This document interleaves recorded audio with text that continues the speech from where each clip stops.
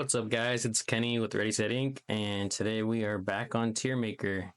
And I had this idea to go through a couple of key characters and just talk about the ones that, have a good amount of cards and see what we think about them as a collection. So today I decided to start this off with Donald Duck. He's getting his first Enchanted here in set 5, and I think it's a good time to look at the collection of cards that Donald Duck has in Disney Lorcana. And so it looks like the first card we have here is the Musketeer Donald Duck. He's a bodyguard with evasive, and there's a handful of Musketeer cards out now, and we're excited to see that. But I have not seen a great utilization of the Musketeers. I'm excited for that deck to pop off soon, and we'll see how it is when set 5 comes out. But I think we're starting this off with a C tier on this Donald Duck. I think the art's great. It really encaptures his attitude, and it's pretty solid there. So going on next, we have the Sapphire. Set 1 Donald Duck. He comes with a ward, an inkable 5-cost card with a 4/3 split and 2 lore, so it's pretty good. He's got the lore, he's got a strong strength, and an okay willpower, so it looks like it's more of a card that you want to be attacked and you take out something larger for it. This is one of the first cards that came out with it being in the first chapter, and it gave us an idea of the art that we were gonna see, which is pretty exciting.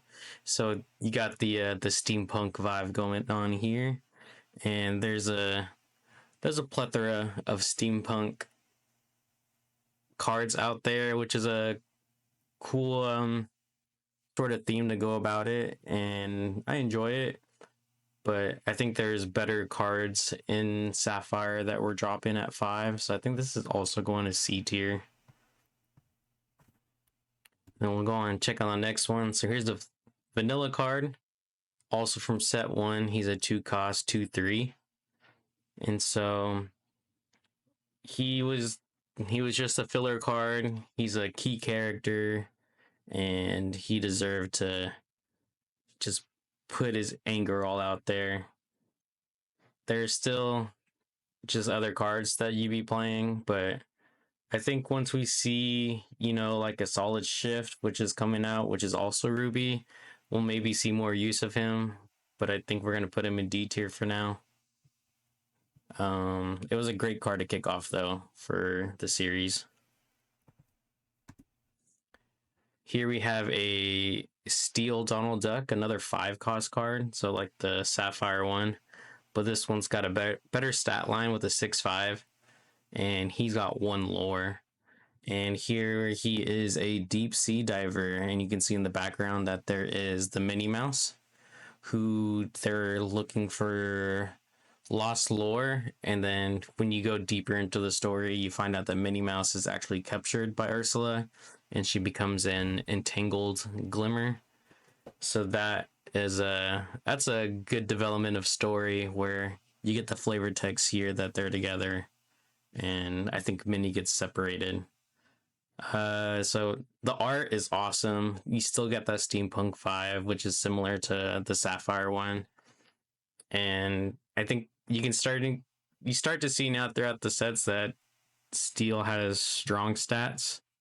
So there he goes with that. But he is also just a vanilla card with some great art. I think we're gonna drop him in at C as well. Deep sea diver at C. That's just the vibe we're going with here. And so here is a set 2 card of Ruby Donald Duck. He's got evasive, and his Fooey ability is this character gets +1 lore for each 1 damage on him. So there is a Ruby gives you the benefits of having damage cards, and you get to see positive things come about that. So having a damaged Donald is a great thing to have, and with it being evasive means it's only a specific amount of cards to damage him. So that's pretty good. You can see here again, still angry, still mad. Looks like he shipwrecked his boat out there on a rock, and it's probably his fault, and he's would like to blame someone else. So you got a 5 ink, 5 cost inkable with a 1/5. He's healthy, so he can hold that damage to be able to quest more, and he is part of that Ruby line. So the evasive sort of gives this a little bump, but I haven't seen too much of a damage deck, a self damage deck that is using him. And so there's probably time in the future that he's also going to be better. We're probably going to drop him off in C tier, and pretty soon we might have to reevaluate our C tiers to see if we need to split these up in a better way, because I'm sort of just dumping them all there, but we'll see. Here's our first Emerald Donald. He's a 3 cost, 0 strength, 5 willpower, and his ability Startled Awake is whenever you play an action, this character gets +2 this turn, +2 strength. So this is similar to the Pete Emerald, I believe. You're getting value off of playing actions, and the more you play, then it just keeps on stacking and stuff like that. And on paper, like, this looks like a great card if you think about it, because if you play him, and then if one of your other characters sings in action, then he is just getting strength, and you can, even with like the legendary Emerald Ursula, you can double play an action and then play another action. So you're looking at a 2/4 6/5 3 cost card, which sounds pretty awesome. The art is cool. You know, he's sleepwalking, looks like he's about to step on a horn, which is a nod to a reference to his ability. Even the flavor text, heading toward a rude awakening, is pretty solid, and it's a cheaper card than the rest, but I haven't seen him played either. So Donald's getting a lot of these cards, but he's not getting a lot of play out of them. And we're gonna drop him off at C tier, and I think maybe closer to the end we're gonna reevaluate these C's, and see what it is about it. So we'll move on to the next one. This is our first Floodborn Donald. He is a shift 3. He's a 4 cost, so a shift only reduces it by 1, which isn't too bad. And he is a 2/5 split with a 2 lore count. And let's see here. His ability, Allow Me, at the start of your turn, each player may draw a card. So it looks like you're giving card advantage to you and your opponent, which, you know, with the last set, before they eroded Bucky, is that even if your opponent was drawing cards, it wouldn't bother you too much because you were making them discard faster. So it's pretty solid. I think there was a lot of ways to move around that negative con there. It looks like he's in some sort of like museum, warehouse, or like greenhouse sort of thing, and he's obviously professing his love to, we assume, Daisy, but we've made some jokes that I mean, he was in the ocean with Minnie, so we talk about that too sometimes on our TikTok channel. So the shift is pretty solid, and I'm thinking like it doesn't get better to like put him in a B tier. So this is hard to say. Maybe I'll keep him in D tier and you guys can just be mad at me about it, but if you're not teched around discarding, you don't want to be giving your opponent cards. So I think we're gonna go ahead and just drop him in the D tier, and we'll keep on moving. But I mean, the cost and shift and the stats, that all looks great, and maybe those all just look great because his ability really knocks everything else down. And so we'll move on and just see if we get any better cards here. So here we're looking at a set 4 card. He is a 4 cost, 3/4 split with 1 lore. He is a Buccaneer. So his ability is Boarding Party. During your turn, whenever this character banishes a character in a challenge, your other characters get +1 lore this turn. And I think this is really solid. There's a couple of cards throughout Steel and even their combos that you got some lore questers throughout these color combos that would really benefit from getting that +1. And so with him being able to banish a character and then your entire board of other characters are getting a boost of lore, it's pretty solid. So, and you see here, he's a Dreamborn. So he's got a hero, pirate, and captain characteristic, which these two are in the same category, but with the hero and pirate, you get different deck themes that you're able to just put them into with like Phil, or you can go with the Mr. Smee, the 2-drop Smee would be a really good card. You get to combo with Donald here. So I think this is a great Steel card, and you're probably going to see more of him. There just hasn't been too much of a variance away from the meta, but I think we're going to put him in A tier, and we'll probably think about bumping him up, but we'll see. Maybe there's just not an S tier Donald card yet. But I like this card. It's pretty cool, and it's exciting to be able to boost your cards like that. So we will check the next one. Here we have another set 4 card. It's a Musketeer Soldier Donald Duck. So it's another Musketeer, which is pretty exciting. It synergizes with his old Musketeer card from set 1. So he's a 3-cost inkable, 2/3. He's Amber, so this is our first Amber card with 1 lore.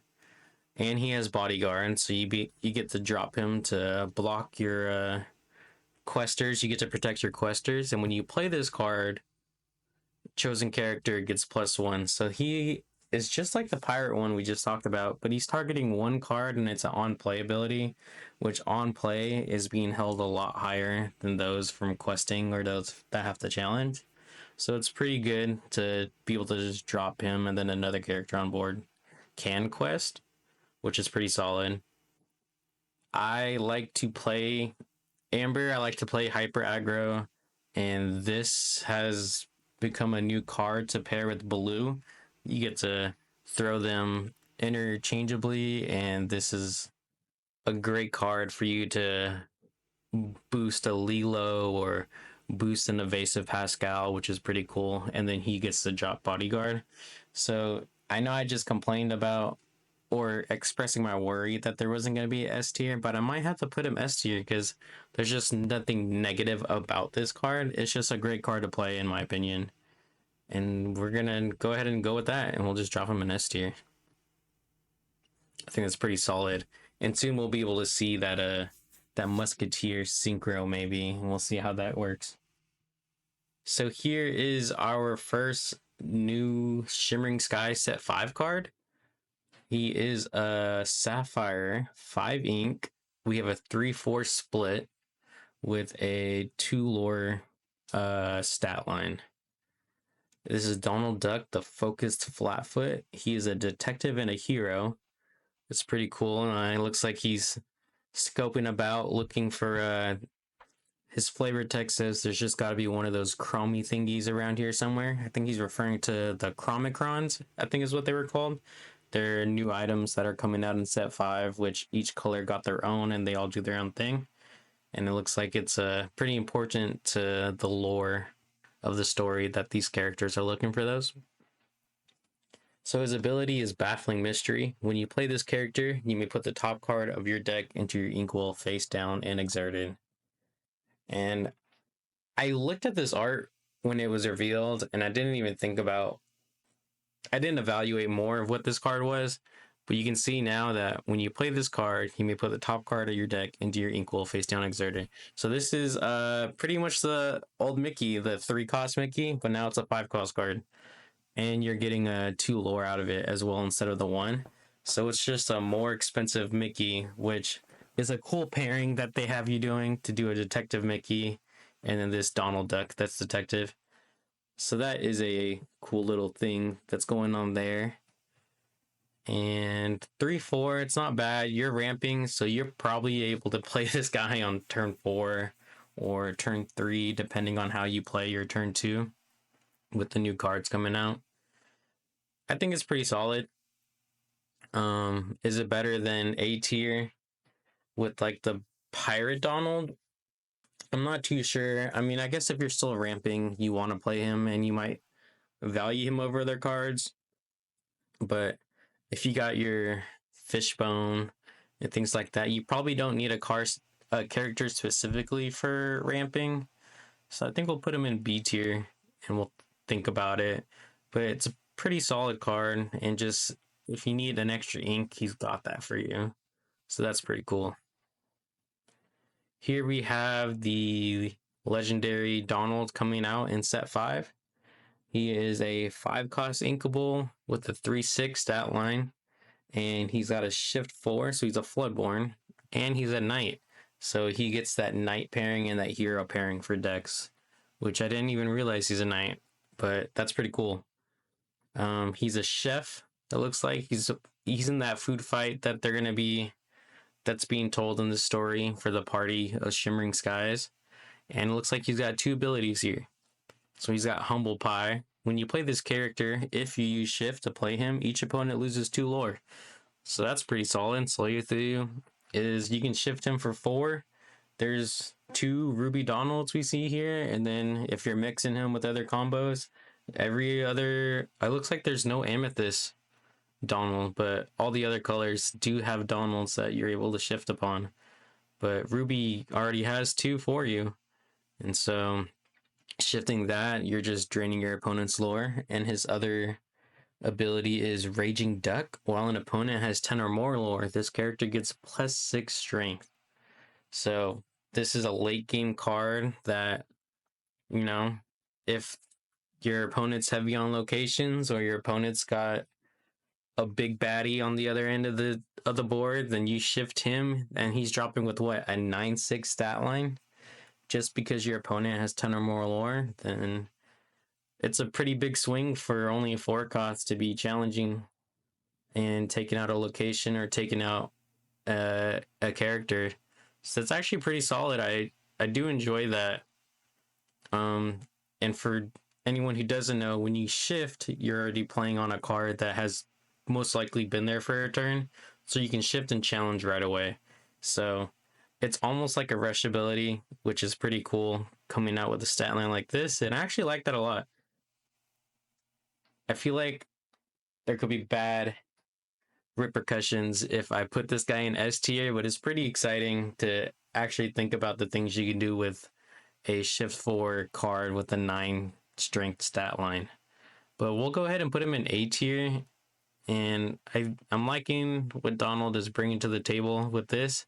And of course, at the very end, we have the enchanted version of the same card we just talked about.